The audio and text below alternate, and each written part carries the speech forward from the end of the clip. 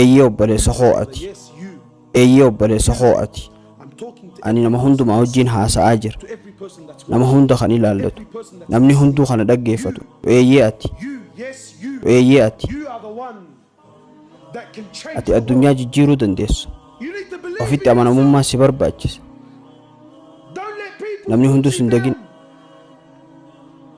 ati nama addaati uumaa rabbiiti rabbiin ni jedhe hamma ati akka akkaataan si uumen akka akkaataan diizaayin si godhen akka akkaataan faashina si godhen hamma ati kabajamtu jedhe siin jaaladha ati jiruu qofa akka hin taane adda ta'uu kee kan hin feene sana